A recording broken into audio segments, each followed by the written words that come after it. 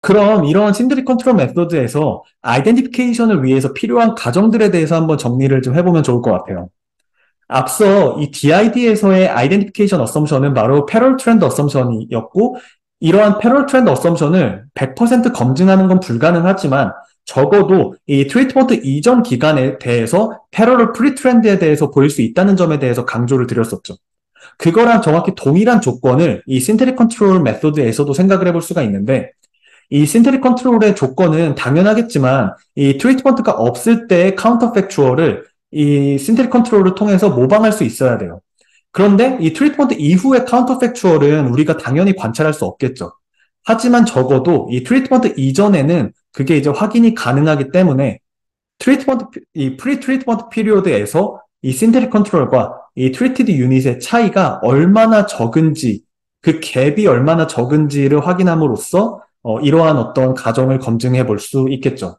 이러한 가정을 흔히 이제 컨벡스 헐 컨디션이라고 부르는데, 이러한 조건에 대한 확인은 이 신테릭 컨트롤 메소드를 적용을 할 때 가장 기본적으로 체크해야 되는 부분이에요. 예를 들어서 지금 이 연구에서는 이 컴퓨터 제조 회사인 HP에서 이 대대적인 어떤 TV 광고를 했는데, 이러한 TV 광고가 온라인 채터, 즉 이 소셜 미디어에서 이 소비자들이 이제 HP 브랜드에 대해서 언급하는 부분에 어떻게 영향을 주고 있는지를 분석하고 있어요. 이런 분석을 위해서 지금 이 트리티드 유닛이 HP라는 브랜드 하나잖아요. 그래서 결국에는 이제 신테릭 컨트롤을 이제 적용을 해서 여기서는 결국에는 이 신테릭 HP를 구성을 했고, 이 실제 HP에 대한 아웃컴과 그리고 이 신테릭 HP에서의 아웃컴의 차이를 지금 계산을 해서 그 갭을 지금 다음과 같이 보여주고 있어요. 그리고 이제 중요 변수들에서 그 갭을 지금 보여주고 있는데, 여기서 지금 이 파란색으로 나온 게 그 실제 HP와 그리고 신테릭 HP의 어떤 차이를 보여주고 있어요. 이상적으로는 바로 이 프리 트리트먼트 피리어드에서는 이 차이가 0이어야 할 거예요. 그래야만 이 신테릭 컨트롤이 트리트먼트가 없을 때 이 실제 트리티드 유닛을 잘 모방할 수 있다라고 얘기할 수 있겠죠. 그리고 그 후에 인과적인 효과가 있었다면은 이 트리트먼트 이후에 그 차이가 벌어지기 시작할 거예요. 그래서 지금 이러한 지금 왼쪽에 보이는 이 그래프가 신테릭 컨트롤 메소드를 적용할 때 기대하는 어떤 그래프의 모양이지 않을까 생각을 합니다. 이러한 조건이 이제 컨벡스 헐 컨디션이라고 부르는 이유는 이 컨트롤 유닛의 웨이티드 에버리지를 통해서 이 신테릭 컨트롤을 구하기 때문에, 이러한 신테릭 컨트롤은 항상 이 컨트롤 유닛의 컨벡스 헐 내에 위치할 수밖에 없다는 거예요. 그 범위를 벗어날 수는 없어요. 그래서 만약에 이 지금 이 트리티드 유닛의 값이 너무 크게 되면은 이 컨트롤 유닛에서의 이 컨벡스 헐 내에서 완전히 벗어나게 되고, 그러니까 이 신테릭 컨트롤을 통해서 이 트리티드 유닛을 제대로 모방할 수가 없게 되는 문제가 발생하죠. 이럴 경우에는 사실 신테릭 컨트롤 메소드를 적용하지 못하는 경우예요. 그런데 아마 이런 경우에는 이제 한 가지 이제 솔루션을 생각해 볼 수 있는데, 그러한 어떤 아웃컴을 노멀라이즈 함으로써 이 트리티드 유닛의 값을 이 컨트롤 유닛의 컨벡스 헐에 가깝게 두거나 아니면 그 안에 이제 포함을 시킬 수가 있어요. 예를 들어서 앞서 그 캘리포니아에서 그 담배 판매량을 지금 분석을 했을 때, 이 캘리포니아가 여러분도 아시겠지만 미국에서 인구수가 가장 많고, 그러니까 이제 담배 판매량으로 봤을 때는 분명히 다른 주들에 비해서 굉장히 익스트림 밸류가 되겠죠. 그런데 이걸 이제 인구수로 나눠서 인구당 담배 판매량이라고 하면은 충분히 그 다른 주들의 컨벡스 헐 내에 이제 위치가 할 수 있을 거예요. 그렇기 때문에 이런 노멀라이즈를 하는 게 이런 신데릭 컨트롤을 적용할 때 굉장히 일반적이다라고 볼 수 있고요. 아니면 뭐 타임 디퍼런스나 아니면 그로스 레이트처럼 이런 방식으로 이제 노멀라이즈를 할 수도 있겠죠. 신데릭 컨트롤의 또 다른 조건은 이 DID에서와 마찬가지로 안티시페이션이 없어야 된다라는 조건인데, 이 DID 분석에서도 이벤트 스터디 모델을 통해서 안티시페이션이 있는지 없는지를 테스트할 수 있다라는 걸 여러분들 기억하실 거예요. 마찬가지로 이 신테릭 컨트롤 메소드에 대해서도 동일하게 생각을 해볼 수 있는데, 이 프리 트리트먼트 피리어드에서 이 신테릭 컨트롤과 그리고 트리티드 유닛의 차이가 미리부터 벌어지기 시작을 한다면은 이런 안티시페이션이 있다라고 우리는 충분히 생각해 볼 수 있겠죠. 예를 들어서 지금 여기 보이는 연구에서는 그 EU의 공용 화폐인 유로의 도입이 노동 생산성에 미치는 효과를 이제 분석하고 있는데, 지금 유로화는 1999년에 공식적으로 도입이 되긴 했지만 사실 그 전부터 이 유로화가 도입될 거라는 거는 모두가 다 알고 있었어요. 왜냐하면은 1993년에 마스트리히트 조약에 의해서 이 EU가 구성이 되면서 이미 유로가 도입될 거라는 기대가 있고 모두가 다 알고 있었죠. 그래서 유로화가 이제 공식적으로 도입되기 이전부터 이미 안티시페이션이 있었던 거죠. 그래서 실제로 지금 이 왼쪽에 이 프랑스의 사례를 보면은 1995년부터 이 신테릭 프랑스와 그리고 실제 프랑스에서의 노동 생산성의 차이가 벌어지기 시작한 거를 지금 볼 수 있어요. 이게 바로 직접적인 안티시페이션의 증거가 될 거예요. 이러한 안티시페이션이 있는 경우에는 이 신테릭 컨트롤을 구성하는 시점을 그 안티시페이션이 있기 이전으로 설정함으로써 이러한 효과를 배제할 수 있어요. 그래서 이러한 방법을 이제 백데이팅이라고 얘기를 하는데 이 연구에서는 이러한 안티시페이션을 고려를 해서 유로화가 공식적으로 도입됐던 1999년이 아니라 그러한 어떤 안티시페이션이 있기 시작한 1995년 을 기준으로 이 트리트먼트를 설정해서 이 이전 기간의 데이터를 가지고 이 신테릭 컨트롤을 지금 구하고 있어요. 또 다른 인과추론 방법론들과 마찬가지로 이 효과를 추정하기 위한 메인 트리트먼트 외에 다른 컨파운딩 이벤트는 당연히 없어야 될 테고 또 이 트리티드 유닛과 그리고 컨트롤 유닛 간에 어떤 서로 인터퍼런스, 서로 간섭이 없어야 한다라는 조건도 이 신테릭 컨트롤 메소드에도 동일하게 요구가 될 텐데 특히 이 두 번째 조건은 이 Stable Unit Treatment Value Assumption, 섣바라고 부른다라는 것도 다시 한번 상기해 볼 수 있겠죠. 지금 이 연구는 지금 앞서 살펴본 그 TV 광고와 온라인 챕터의 관계에 대한 연구인데 여기서 이 메인 트리트먼트인 이 대대적인 TV 광고는 이 트리티드 유닛인 HP에서만 있어야 되고 다른 경쟁 브랜드에서는 이러한 비슷한 트리트먼트가 없어야겠죠. 또 이 TV 광고 이외에는 이러한 두 그룹 간에 서로 다른 영향을 줄 수 있는 다른 마케팅의 어떤 변화가 없어야 이러한 어떤 TV 광고의 인과적인 효과를 제대로 추정할 수 있을 거예요. 이러한 가정을 검증하기 위해서 지금 이 연구에서는 HP와 그리고 다른 경쟁 브랜드에서의 어떤 TV 광고 지출 비용을 지금 이렇게 비교를 하고 있고, 또 뉴스 검색 등을 통해서 이 해당 기간 동안에 HP와 그리고 그 경쟁 브랜드인 뭐 델이나 애플 등의 이런 브랜드에서 주요한 어떤 마케팅 변화가 있었는지를 확인을 하고 그런 변화가 없었다라는 거를 검증을 하고 있어요. 이를 통해서 이 경쟁 브랜드를 통해 구한 이 신테릭 HP와 그리고 트리티드 유닛인 HP의 차이가 바로 이 HP에서의 대대적인 TV 광고의 인과적인 효과였다라고 우리는 합리적으로 생각해 볼 수 있게 되겠죠. 만약에 이 컨파운딩 이벤트가 있거나 아니면은 이 인터퍼런스가 있는 경우에는 앞서 잠깐 언급드린 대로 그러한 영향을 받는 컨트롤 유닛을 돈어풀에서 배제함으로써 그러한 문제를 어느 정도는 해소해 볼 수 있을 거예요. 마지막으로 이 신테릭 컨트롤 메소드는 이 프리 트리트먼트 피리어드에서 추정한 컨트롤 유닛의 웨이트를 이 포스트 트리트먼트 피리어드로 적용함으로써 카운터 팩추얼을 구한다라는 거를 다시 한번 생각해 본다면 당연히 이러한 웨이트이 해당 기간 동안에 안정적으로 유지될 수 있다라는 가정이 필요하다라는 걸 여러분들 아마 공감하실 거예요. 다시 말해서 분석 기간 동안에 어떠한 이런 스트럭처럴 브레이크가 없어야 된다라는 가정인데 예를 들어서 이 TV 광고 연구 사례를 다시 살펴보면은 경쟁 브랜드의 웨이티드 에버리지를 통해서 지금 HP에 대한 카운터 팩추얼인 이 신테릭 HP를 지금 구하고 있잖아요. 근데 만약에 이 중간에 다른 브랜드들에서 광고 채널과 그리고 광고 전략에서 어떠한 주요한 변화들이 있어서 이 경쟁 브랜드에서의 웨이트에 대해서 어떤 구조적인 변화가 있었을 가능성이 있다라고 한다면은 그 과거 데이터로 학습된 이 웨이트를 통해서 이 트리트먼트 이후에 그대로 적용을 해서 카운터 팩추얼을 구하는데 분명히 문제가 있을 수밖에 없겠죠. 그래서 이 연구에서도 그 연구를 하는 그 기간 동안에 이런 마케팅 전략에 있어서 이런 구조적인 변화가 없었다라는 거를 여러 가지 간접적인 증거를 통해서 보여주고 있어요. 지금까지 통제집단 합성법에서의 아이덴티피케이션 어썸션에 대해서 이제 살펴봤는데, 이러한 아이덴티피케이션 어썸션은 도너풀이나 아니면은 이 신테릭 컨트롤의 학습 기간을 조정함으로써 어느 정도 해결할 수는 있을 테지만, 이러한 선택에 있어서 분명히 트레이드 오프가 있을 수 있다라는 것도 분명히 염두에 두셔야 돼요. 무슨 말이냐면 우선 트리티드 유닛을 최대한 잘 모방할 수 있기 위해서는 그와 유사한 특성을 지닌 주변에 있는 이 컨트롤 유닛을 최대한 포함하는 게 맞겠죠. 그게 바로 이 프리딕션 애큐러시를 높이는 방법일 거예요. 그런데 이러한 주변의 컨트롤 유닛은 동시에 그 스피로버 이펙트에 노출될 확률이 그만큼 높을 수밖에 없을 거예요. 예를 들어서 지금 앞서 살펴본 그 독일의 통일에 대한 연구에서는 지금 그 독일 그 동독 바로 옆에 있는 오스트리아는 역사적으로 독일과 굉장히 밀접하게 연결이 되어 있기 때문에 그 서독의 경제 성장의 트레젝토리를 예측하는 데 있어서 이 오스트리아는 42%로 가장 높은 웨이트를 부여받았었어요.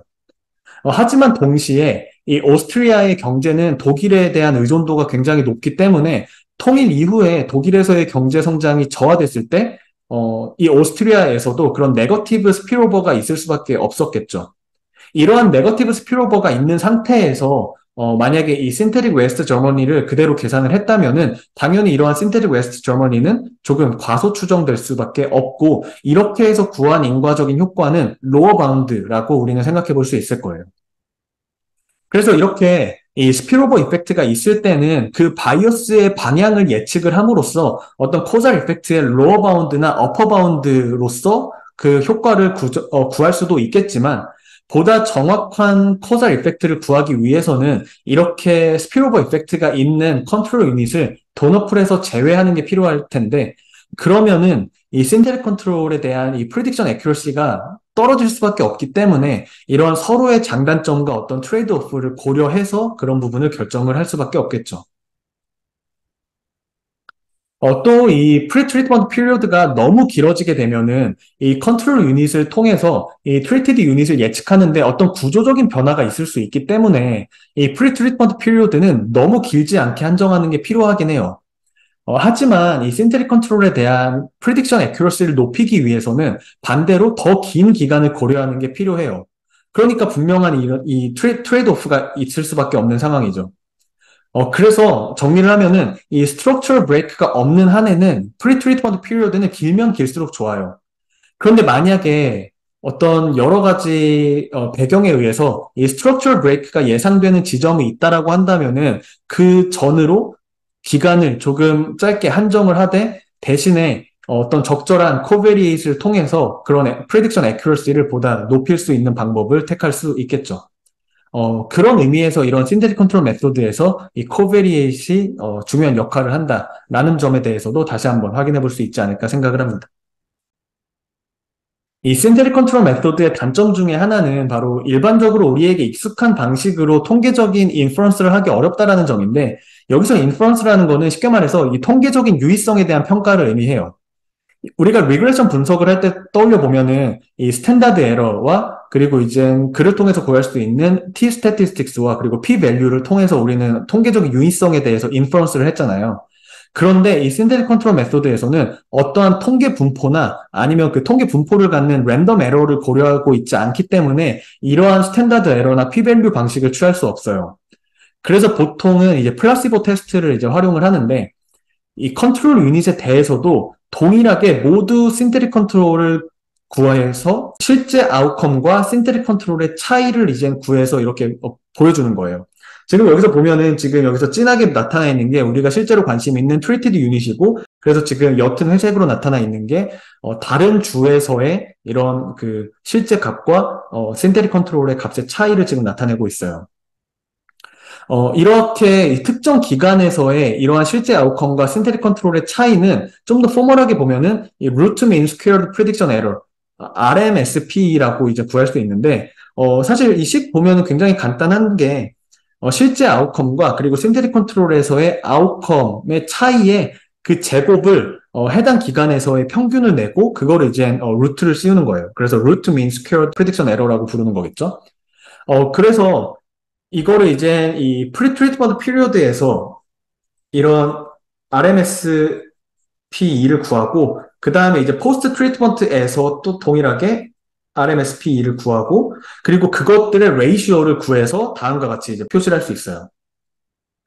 지금 당연히 생각을 해보면은 트리트먼트 이펙트가 만약에 있다라고 한다면은 프리 트리트먼트 피리어드에서는 이 RMSP가 0에 가까워야 하지만 트리트먼트 이후에는 그 갭이 굉장히 커져야겠죠. 그러니까 그 레이시오를 계산을 해보면은 그 레이시오는 굉장히 커질 거고 이 RMSP2의 레이시오는 크면 클수록 좋아요. 하지만 이 트리트먼트 이펙트가 통계적으로 유의하다라는 거는 다른 그냥 랜덤하게 발생한 이런 다른 컨트롤 유닛에 비해서 유의하게 이게 그 효과가 크다라는 의미인데 이 트리트먼트 이펙트가 다른 컨트롤 유닛에 대해서는 관찰되지 않고 이 트리티드 유닛에 대해서만 적용될 수 있고 다시 말해서 통계적으로 유의하려면은 이 트리티드 유닛에 대한 이러한 레이시오는 다른 컨트롤 유닛에서 계산한 그런 레이시오들보다 훨씬 더 커야겠죠. 그래서 이 지금 각 모든 유닛에 대한 이런 이 레이시오를 구하는데 이거를 하나의 분포로 보고 이 전체 대상에서 이 treated 유닛의 RMSP 레이시오가 상위 몇 퍼센트인지를 구하고 그거를 마치 p-value처럼 비슷한 목적으로 이제 활용할 수가 있어요. 그래서 이게 이제 상위의 퍼센티지가 낮으면 낮을수록 다른 컨트롤 유닛 대비해서 이러한 RMSP 레이시오가 유의하게 크다라는 의미이기 때문에 코잘 이펙트가 통계적으로도 유의하다라고 우리는 해석해 볼 수 있겠죠. 이게 전통적으로 이제 이 신테릭 컨트롤에서의 인퍼런스를 하는 방식이에요. 앞서 이 신테릭 컨트롤을 구성할 때 이 프리딕터와 도너풀에 대해서 적절히 초이스를 하는 게 중요하다라는 점에 대해서 이제 설명을 드렸는데 사실 그걸 반대로 뒤집어서 생각을 하면은 우리가 적절한 처리 피킹을 통해서 우리한테 유리한 결과만 뽑아내는 이른바 피해킹을 할 수 있는 여지가 충분히 있다라는 의미이기도 해요. 그래서 일반적으로 이런 통제 집단 합성법, 이 신테릭 컨트롤 메소드를 적용을 할 때는 이 프리딕터와 도너풀에 대한 센시티비티 테스트를 하는 게 일반적이에요. 예를 들어서 앞선 독일의 통일 사례에서 보면은 이 통일 이전의 프리트리트먼트 아웃컴인 이 퍼캐피타 GDP 뿐만 아니라 여러 가지 코베리에이트 함께 고려해서 이 신테릭 웨스트 저머니를 구성을 했었는데 지금 여기 마지막 칼럼에서 볼 수 있는 것처럼 이 코베리에이트 없이 이 프리트리트먼트 아웃컴만 가지고 이 신테릭 웨스트 저머니를 구성할 때도 과연 결과가 얼마나 로버스트한지 우리는 직접적으로 테스트를 해볼 수 있겠죠. 또 당시에 OECD 국가들을 도너풀로 고려를 하고 이 신테릭 웨스트 저머니를 구했는데 여기서 한 국가씩 제외를 하고 이 신테릭 컨트롤을 구할 때도 결과가 얼마나 센시티브한지를 테스트를 할 수가 있어요. 지금 보면 예를 들어서 만약에 오스트리아를 제외하고 신테틱 컨트롤을 구했을 때 아니면은 이 재팬을 제외하고 구했을 때 네덜란드를 제외하고 구했을 때, 미국을 제외하고 구했을 때, 이런 식으로 하나씩 누락하면서 이 신테릭 컨트롤을 재현을 하는 거죠. 이렇게 하나의 국가를 하나씩 제외를 하고 이렇게 신테릭 컨트롤을 구했을 때 그 모든 경우에 대해서도 지금 이 실제 웨스트 저머니의 GDP보다 이 신테릭 웨스트 저머니의 그 값이 더 높게 나오고 그 말은 즉슨 이 통일의 효과가 네거티브 이펙트로 추정된다는 의미죠. 그러니까 이런 모든 경우에 대해서 이런 네거티브 이펙트가 유지가 됐기 때문에 이러한 효과는 이 도너풀의 선택에 있어서 굉장히 로버스트하다라고 결론을 낼 수 있는 거예요. 이러한 접근을 이제 leave one out cross validation이라고 이제 부르고 신테릭 컨트롤 메소드에서 굉장히 자주 활용되는 방법이니까 알아두면 굉장히 도움이 될 것 같고요.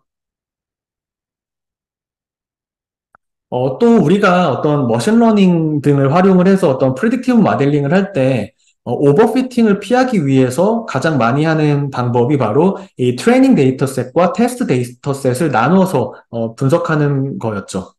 그러한 접근을 사실 이런 신테릭 컨트롤에도 그대로 적용을 할 수가 있는데, 특히 이 프리-트리트먼트 피리어드 기간을 둘로 나눠서 하나를 신테릭 컨트롤을 구성하는 웨이즈를 구하는 데 활용하고 나머지를 이 프리딕션 애큐러시를 평가하기 위한 테스트 셋으로 활용을 하거나 아니면 뭐 신테릭 컨트롤을 구성하는 데 있어서 다양한 초이스를 옵티마이즈하기 위한 밸리데이션 셋으로 활용을 할 수도 있어요. 예를 들어서 이 프리 트리트먼트 피리어드를 이 트레이닝 피리어드와 그리고 밸리데이션 피리어드로 나눠서 이 다양한 어떤 프리딕터나 아니면 도너풀에 대한 선택지가 있을 때 이 트레이닝 각 선택지에 대해서 이 트레이닝 피리어드에서 신테틱 컨트롤의 웨이트를 구하고 그거를 밸리데이션 피리어드에 적용을 했을 때 이 프리딕션 애큐러시를 평가를 함으로써 그 프리딕션 애큐러시가 가장 높아질 수 있는 그런 최적의 어떤 선택을 할 수 있겠죠. 그래서 기본적으로 이러한 신테릭 컨트롤 메소드도 이 프리딕션과 궤를 같이 하기 때문에 우리가 그 프리딕션에서 많이 활용했던 그런 여러 가지 밸리데이션, 뭐 크로스 밸리데이션이라든지 아니면 이런 트레인 테스트 스플릿 방법도 그대로 적용해 볼 수 있다라는 점에 대해서도 여기서 확인해 볼 수 있을 것 같고요. 또 이 신테릭 컨트롤의 밸리데이션을 위해서 굉장히 자주 활용되는 방법이 앞서도 잠깐 언급을 드렸던 백데이팅인데 말 그대로 실제 트리트먼트보다 이전 기간으로 임의의 트리트먼트 기간을 설정해서 가상의 테스트를 수행을 해보는 거예요. 예를 들어서 1990년에 일어났던 그 독일 통일이라는 그 트리트먼트에 대해서 임의로 10년 뒤로 백데이팅을 함으로써 이 1980년으로 트리트먼트 기간을 바꿔서 그 이전 기간의 데이터만 가지고 이 신테릭 웨스트 저머니를 구성을 해서 한번 테스트를 해보는 거예요.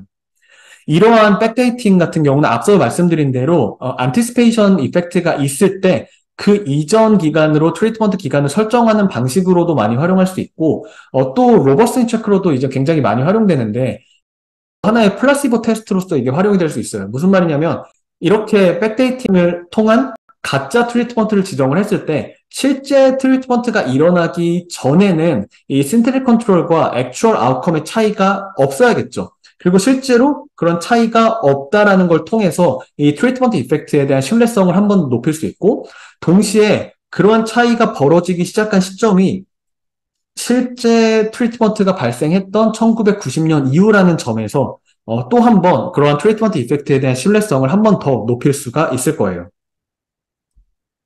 마지막으로 이제 이 신테릭 컨트롤에 대한 굉장히 중요한 논문 하나를 추천하면서 마무리를 하려고 하는데 이 신테릭 컨트롤 메소드를 개발한 장본인인 이 알베르토 아바디 교수님이 2021년에 이 신테릭 컨트롤 메소드에 대한 리뷰 페이퍼를 썼어요. 그리고 이번 강의에서 이 논문에서 다루는 주요 내용들에 대해서 대부분 다 커버를 하고 있는데 그래서 이 강의 이후에 이 통제집단 합성법에 대해서 좀 더 공부를 하고 싶은 분들에게는 이 논문을 꼭 추천을 드리고 또 이 논문에 다양한 인용 연구들이 있으니까 조금 더 이 통제집단 합성법에 대해서 보다 체계적으로 정리해 볼 수 있지 않을까 생각을 합니다.